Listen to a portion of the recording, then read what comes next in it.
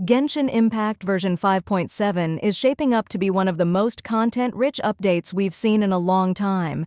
It's not just about new characters or limited-time events. This patch is packed with long-awaited quality-of-life improvements, a brand-new endgame mode, highly anticipated reruns, and major story developments. Whether you're a veteran player or just coming back, 5.7 might be the most exciting and rewarding update Genshin has delivered in recent memory. So, in this video, let's go over everything we know so far. Let's start with the big one, the long-anticipated debut of Skirk. That's right, Tartaglia's mysterious mentor from the Abyss Order, the one we met briefly during the Fontaine Archon quest, is finally becoming playable. According to leaks, she'll be a 5-star cryo sword user, and her entire playstyle revolves around a unique resource called Serpent's Subtlety. This Serpent's Subtlety works like a power gauge that fuels her enhanced normal attacks and elemental burst. What makes her stand out is how she consumes this resource to ramp up cryo damage over time, making her a perfect match for Hydro and other cryo-based team comps.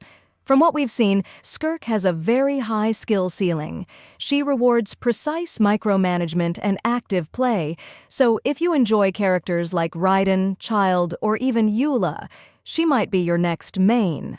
Alongside Skirk, we're also getting a new 4-star Hydro Sword character named Dahlia. Dahlia is from Mondstadt and functions primarily as a support. His elemental burst creates a shield and boosts the active character's attack speed based on his max HP, which could open up some fun new options for hypercarry teams. While it's too early to judge where he'll land in the meta, his unique buffs could make him a great fit for aggressive playstyles or characters that rely on fast, normal attacks. Now, let's talk reruns. And there are some really exciting ones this time around. Mavuika, the fiery Pyro Archon, is finally getting her first rerun. If you skipped her during 5.3, this might be your best shot for a while. Mavuika uses a claymore and has a complex kit involving on-field pyro infusion and off-field support via her Night Spirit points, making her one of the most versatile pyro units in the game. Joining her on the rerun list is Shenhe, the go-to cryo support who is honestly perfect for a unit like Skirk. If you're planning to pull for Skirk, Shenhe will boost her damage significantly. And finally, we have Emily, a 5-star Dendro polearm user who shines in burning and overloaded teams. Her rerun will give Dendro fans another shot at building reaction-heavy comps. Banner leaks currently suggest that Phase 1 will feature Skirk and Emily, while Mavuika and Shenhe will be in Phase 2. As always, things could shift before the livestream, but the sources so far have been reliable. Now, onto events and content, and this is where 5.7 really starts to shine. The main flagship event of this patch is called Battle of Imagined Arrays, and it's already confirmed to reward a free copy of Sethos, the 4-star Electro Bow user. If you didn't pull him before, or you're just aiming for his constellations, this is a perfect opportunity. The event itself appears to be challenge-based, similar to events like Misty Dungeon or Hyakunin Ikki, with team building and adaptability as the core focus. But that's not all. There's a brand new endgame mode coming, called Tumult Subduer. This looks to be a Spiral Abyss alternative that players have been begging for. It features extremely tough enemy layouts and high difficulty tiers, and get this, completing the highest tier may reward cosmetic weapon skins. Yes, weapon skins. They're finally adding cosmetics for weapons, and while they won't change stats, they'll add a new layer of visual flair. Early files suggest these will change the appearance of your weapons in battle and photo mode, and more designs are likely to come in future patches. Other events include a co-op update to Reminiscent Regimen, which now features synchronized challenges.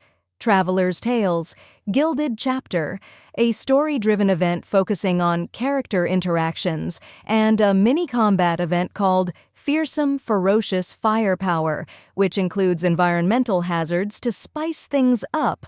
Lore fans, You're eating well too, because Dainsleif is finally returning.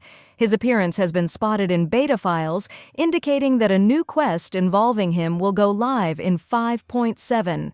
The last time we saw him was in Fontaine's Archon quest during Bedtime Story, where we learned about Kenria, the 5 great sinners, and Don's brother Vetterfolnir. With this update, we could be inching closer to the final act of the Kenria storyline. Now for the quality of life updates, which might be the best part of 5.7, artifact management is getting a huge overhaul. You'll now be able to save and swap up to 2 artifact presets per character, so no more digging through your inventory to re-equip sets after borrowing a piece. This is going to save an incredible amount of time. On top of that, they're adding video previews for talents right inside the character screen, making it easier for newer players to understand how skills work without reading walls of text. The map will now show your condensed resin count, which is a small change but super useful when planning resin usage.